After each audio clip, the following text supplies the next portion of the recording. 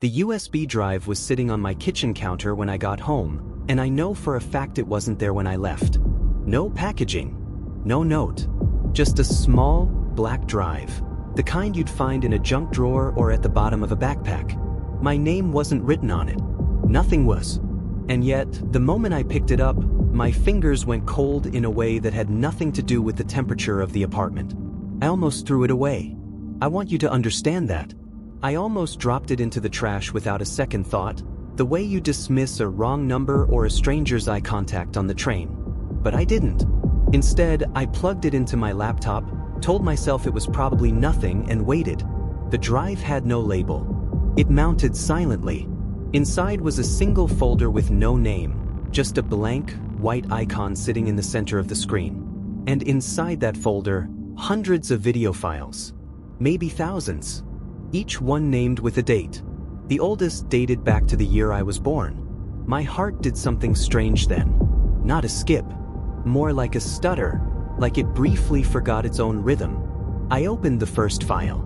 It was a hospital room. The angle was high, almost ceiling level. A woman I recognized as my mother, younger than I'd ever known her, was lying in a bed, exhausted, holding a newborn. The audio was clear. I could hear her breathing, the distant hum of a fluorescent light, a nurse's shoes squeaking on linoleum down the hall. I could hear my own first cry. No one in that room was holding a camera. I told myself it was a hospital recording. A security feed somehow preserved and gifted to my family, who must have put it on the drive. It made sense. Just barely, but it made sense. I needed it to. I skipped ahead. A birthday party? My 7th, I think, because of the cake with the uneven number 7 candle my aunt had pushed in crooked. The angle was from the corner of the room, near the ceiling again. My family's faces were bright and familiar. I watched myself blow out the candles and felt a wave of something I couldn't name, not quite nostalgia, something colder, like watching your reflection move a half second behind you. Still, I rationalized. Old nanny cam footage, maybe. People used those in the 90s.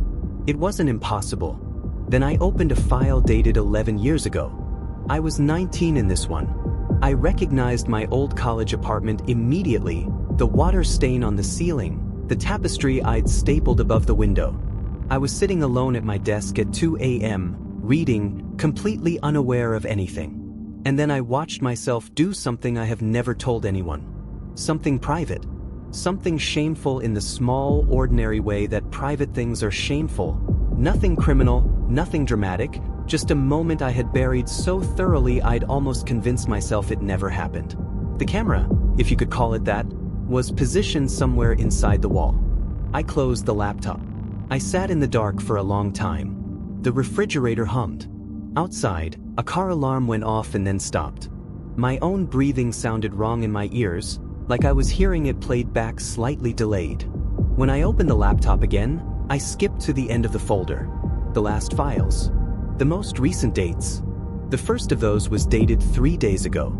I watched myself walk into a grocery store, choose a basket over a cart, move through the produce section. The angle shifted, it didn't stay fixed. It followed me. Aisle to aisle, the perspective moved with a kind of patient, deliberate attention, like something that had been watching long enough to know my habits. I checked the next file. It was dated yesterday. My apartment. My living room. I was asleep on the couch, a book open on my chest, the television throwing blue light across my face. Completely ordinary. Completely impossible. I watched myself sleep for 11 minutes until I woke up, looked briefly at the ceiling with unfocused eyes, and went to bed. The angle was from the ceiling. My apartment has no cameras. I swept it once after a bad breakup with someone I no longer trust. I know every corner of this place. I know what's in the walls. I had checked. There were 2 files left. One was dated today. The other was dated 6 days from now. I opened today's file first. It was my kitchen. Timestamped 6:47 p.m., 12 minutes before I'd arrived home. The counter was empty. And then, at 6:49 p.m., a hand reached into the frame from somewhere below the camera's view and placed the USB drive on the counter. The hand withdrew. The kitchen was silent and still. The hand was wearing my watch. The one on my wrist right now. The scar on the inside of the wrist, the one from a childhood bicycle accident, was visible for exactly 1 second before it disappeared from the frame. I didn't move for a long time. Eventually, I looked at the last file. The one dated 6 days from now. My cursor hovered over it for what felt like an hour. Every rational thought I had left told me not to open it, that whatever was inside would not be something I could unknow. I opened it. The file was 43 seconds long. It showed a room I didn't recognize, unfamiliar walls, a window with pale curtains, a wooden floor I'd never walked on. A figure was sitting in a chair with their back to the camera. Still, completely still. For 38 seconds, nothing moved. Then the figure turned its head, very slowly, and looked directly into the lens. It was my face. Older by something that wasn't just years. Hollowed in a way that I don't have words for. The eyes were open and focused and absolutely certain of where the camera was. And then it smoked. Not warmly. Not in relief or recognition. The way you smile at something that has finally, after a long and patient wait, walked into the room on its own. The file ended. I've been sitting here for a while now, trying to decide what to do with the drive. Whether to destroy it, bring it to someone, or simply wait. But here's the thing. The thing I haven't been able to stop thinking about since I watched that last file. I don't remember placing that drive on my counter, but I remember the kitchen.